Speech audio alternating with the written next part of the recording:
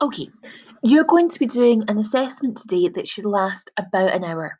Now, I've said clearly in the instructions, it should, while I'm not timing this, it shouldn't take much less, it shouldn't take much more.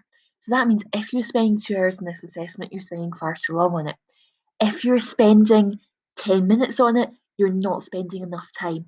Now, if I think with most people, it's not going to be too long, it's the problem, it's going to be too little time. So I would say my guideline would be about 50 minutes. If you're spending anything less than 50 minutes before you click submit, you need to be going back and having a look and seeing if you can improve your answers by adding more detail. Now, this assessment is an IGCSE level question assessment. So more detail means more marks. Okay, you're getting assessed on the amount of detail you have.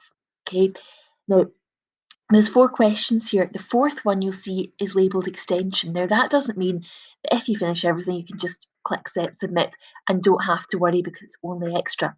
It's extension, but it's worth 8 marks. And if you don't do it, you will not get those 8 marks. Now, for 90% of you, I would expect you to be doing question 4. So it takes you an hour to do all three for the first 3 questions, you should be going on to question 4. Otherwise, you can't achieve the highest mark you can achieve because you'll automatically drop eight marks. Okay, so like I'm saying, for 90% of you, you're going to do that question in order to get the best mark possible. Okay. Now, the first type of question you're going to get is a question. Now, you should only be spending around 5 minutes roughly on this.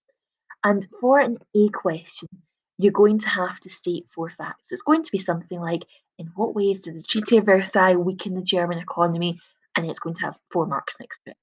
Now, 4 marks in my mind means minimum 4 sentences. Okay, you can't just do a list with commas or bullet points because that isn't explaining and giving detail.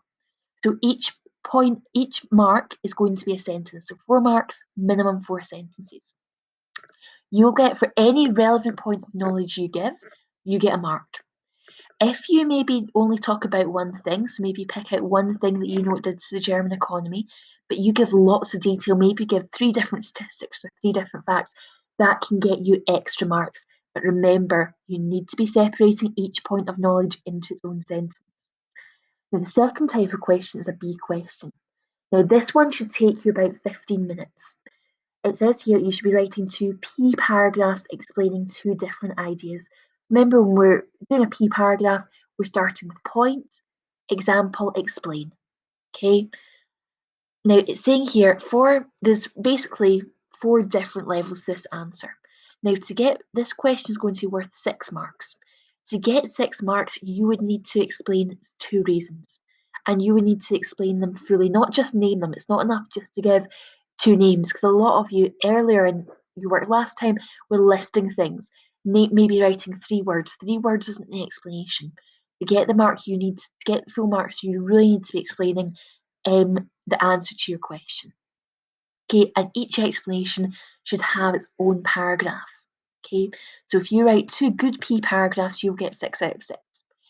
If you explain one reason, you could get 4 marks for one explanation, 5 marks for a full explanation. So you can't get full marks unless you explain 2 of them.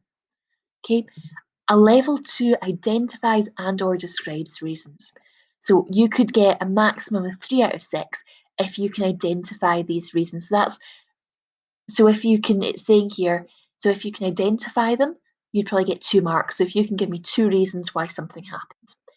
If you're able to describe one of those reasons, so say what that meant. So that would be something like saying the guilt cause of the Treaty of Versailles. Now, just saying the guilt cause of the Treaty of Versailles, if the question was maybe something like, explain how the Treaty of Versailles explained Germany, that would maybe get you 1 mark. If you can describe the guilt clause meant that Germany was guilty, was considered, had signed a document saying that they were guilty of causing the war, you might get 2 marks for that. Okay. If you give a general answer that doesn't really give any contextual knowledge, you only get 1 out of 6. So say the question was, why did Lloyd George find it difficult to explain his aims, to achieve his aims at the Paris conference? If you wrote for your answer, he had to compromise. you would only get 1 mark because it isn't really showing me that you know what happened at that conference. Okay, but the key thing to remember here is for the B question, you should be writing 2 paragraphs fully explaining what your thing is. So if it's why Lloyd George found it difficult to achieve his aims, your point would probably start one reason why he found it difficult to achieve his aims was. And then you'd give me an example of something and you'd fully explain that answer. Why did this mean that he found it difficult to achieve his aims? Now, the C question is you should be spending about 20 minutes on, maybe even a little bit longer. And this is going to be a how far type question. So with this sort of question, you're going to be asked, how far is it accurate to say that this happened?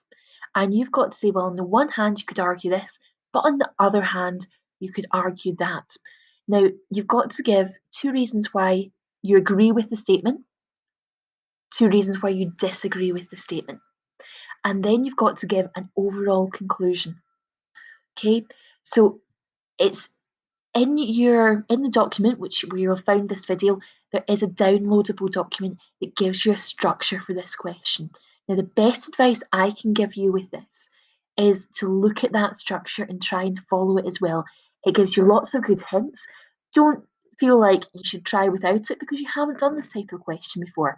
I want to see how you do with that template. So I'm assessing you've got the structure.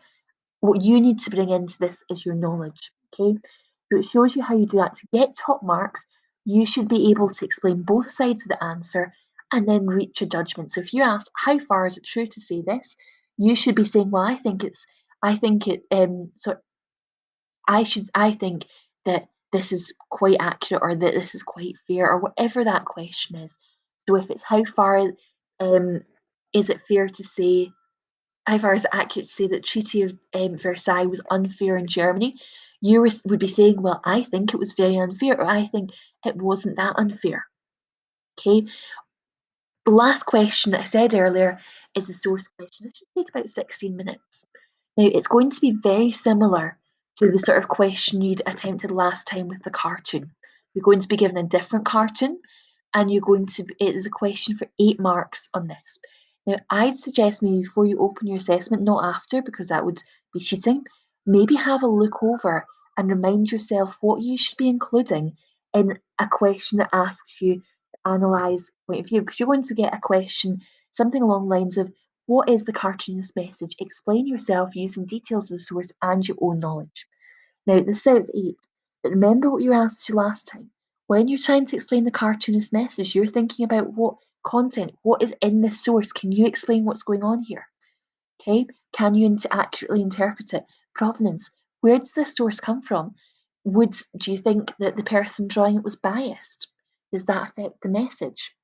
Okay, purpose, why was this source made? What was the point in this source being published? What message are they trying to send by making this? Reliability, do you trust it? Is it biased? Do you not trust it? Useful, can it teach you anything? Okay, so these are all aspects you're going to be thinking about when you're explaining the cartoonist message. So have a look over your work.